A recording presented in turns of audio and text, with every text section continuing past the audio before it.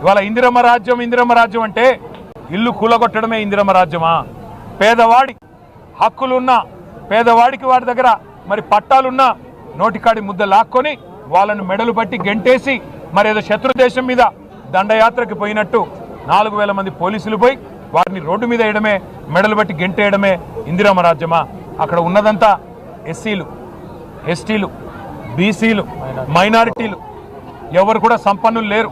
పక్కనే విల్లాలు కట్టుకొని విలాసవంతంగా ఉంటున్న కాంగ్రెస్ నాయకుల మాదిరిగా అక్కడ ఎవరు సుసంపన్నులు ఎవరు లేరు. 100 గజాల్లో కొన్ని రేకుల షెడ్లు, కొన్ని గుడిసెలు, కొన్ని ఈ మధ్యన అప్పో సప్పో చేసి కట్టుకున్న ఇండ్లు, వాటిని కూల్చడానికి మీకు మనసెట్లా వచ్చింది అని జిల్లా మరి మంత్రులు నేను అడుగుతా ఉన్నా.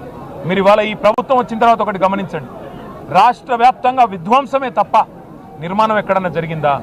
హైడ్రా పేరిట హైదరాబాదులో అరాచకాలు, మూసీ డెవలప్మెంట్ పేరిట, గాంధీ బొమ్మల పేరిట ఇవాళ ఎప్పటి నుంచో కాంగ్రెస్ ప్రభుత్వంలోనే పర్మిషన్లు ఇచ్చిన అపార్ట్మెంట్లను కూల్చే ప్రయత్నాలు.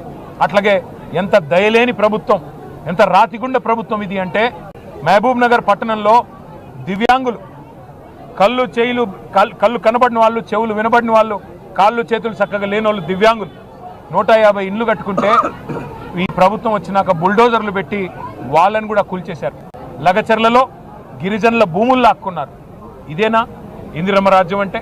గిరిజనుల భూములు లాక్కోవడం, గిరిజనుల మాన ప్రాణాలకు హాని తలపెట్టడం, వారికి గౌరవం లేకుండా చేయడం, దళితులను ఇబ్బంది పెట్టడం, బలహీన వర్గాలను ఇబ్బంది పెట్టడం, చివరికి దివ్యాంగుల ఇండ్లు కూలగొట్టడం ఇందిరమ్మ రాజ్యం అంటే మొత్తం విధ్వంసమే తప్ప ఎక్కడన్నా నిర్మాణం జరిగిందా? ఆలోచించండి. నేను ఖమ్మం జిల్లా మంత్రులను కూడా ఒకటే అంటా ఉన్నా, మీరు మీ అధికార తొత్తులు మీరు ఎన్ని డైలాగులు కొట్టినా వాస్తవాలు వాస్తవాలుగానే ఉంటాయి. ఆ పట్టాలు ఖచ్చితంగా జెన్యూను. మీ పక్కన ఉండే దొంగలు కొంతమంది 3 రియల్ ఎస్టేటు వ్యాపారులు, వారి ప్రయోజనాల కోసం 3 మంత్రులు పనిచేస్తూ ఉన్నారు. వాళ్ళెవరో మీకు తెలుసు, మాకు తెలుసు. సందర్భం వచ్చినప్పుడు పేర్లతో సహా బయట పెడతాం.